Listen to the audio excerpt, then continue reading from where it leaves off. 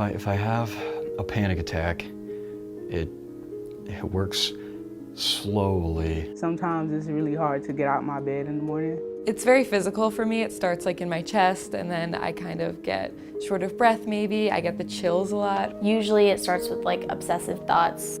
You can't think about anything else. You can't get it out of your head. I can't like sit down, like I keep pacing around. It could be hard for me to hear things. It's hard for me to listen or understand. Debilitating, and I can't function. I have to push myself to just be like, okay, I have something to do, so I just can't let this beat me. Not today. When we talk about stress, we have to grasp the real issue of stress, because very often stress is defined as the pressure outside or circumstances or attitude of other people to us. While this is not stress. Stress is our response. Stress is our reaction to the circumstances outside. So stress and stressor is not something that is outside of us. It is our subjective reaction, response to the circumstances, attitudes, and life events around us. So that's why the clear definition of stress creates issue of responsibility for the stress response and stress reaction to the circumstances. Because, you know, stress is spice of life. Without stress, we cannot function. Stress elevates our stamina, our mobilization. Stress is preparing us for being more articulate, more effective. Without stress, we wouldn't pass any exam. Without stress, we wouldn't be precise, and without stress, we wouldn't be successful. So we cannot view stress as something negative only.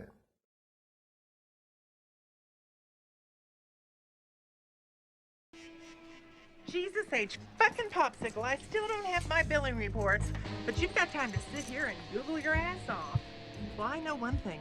You've got your review coming up next week, and I can't wait to start checking me off some big fucking boxes. Attitude, 4. Performance, 4. Management skills, 4. Works well with others. Ha! That's a fucking joke. What is this bullshit? Who's this prick? Some loser gets his head blown off in the Metropolitan. Shut the...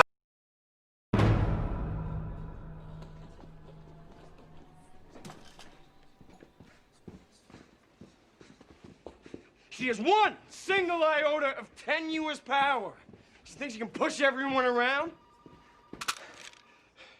You don't need this. I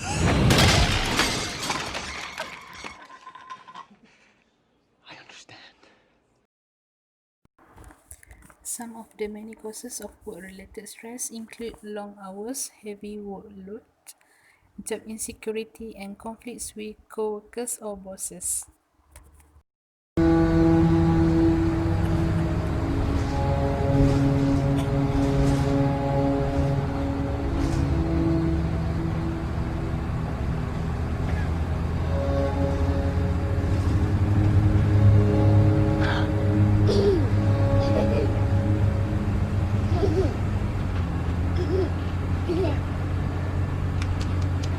Stop bothering my kid. I wasn't bothering. Just stop. I was...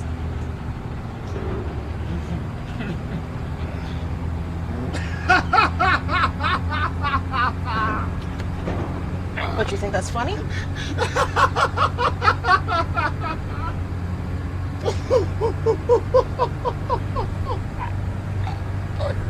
Sorry, I haven't.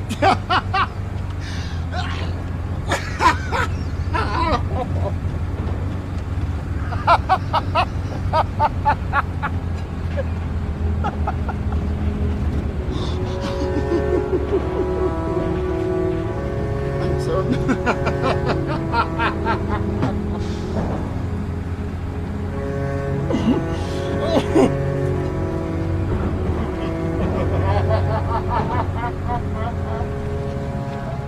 Another causes is social pressure. This is because people's perception about someone without knowing the truth.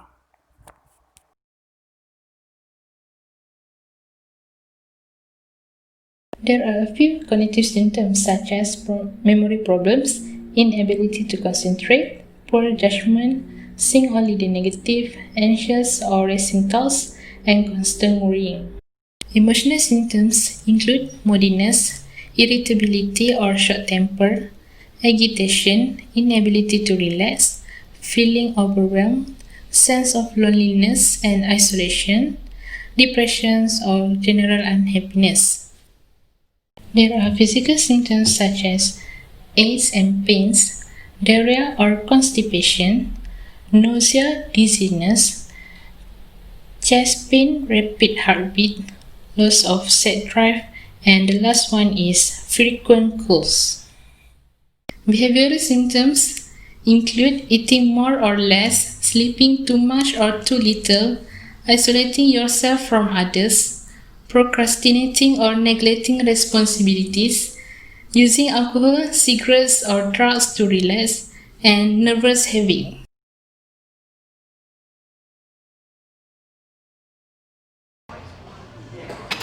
Exercise, nutrition, and sleep all play a vital role in keeping you stress-free. But in order to talk about stress management, I like to talk about the whole wellness wheel because there's so many factors that go into stress. It's not just stress, because we all have stress. It's how we react to stress. Here are some simple tricks to coping with your stress: managing your sugar intake, staying hydrated, and practicing breathing exercises. You want to really focus on your breathing, taking 4 breaths in, maybe even holding your breath for 7 seconds, and then letting that breath out for 8 strong seconds. So you always want to make sure the exhale is longer, and it just brings you to a place in your body that's relaxing and you're not so overwhelmed with the day-to-day stresses. Making sure you're eating nutritious meals and snacks are also important. Diet plays a really big part because you can be reaching for things that are going to bring you up instantly to feel good, to forget about the stress. Healthy foods combined with daily exercise can also help manage stress. Physical activity is like the #1 thing that can really just take away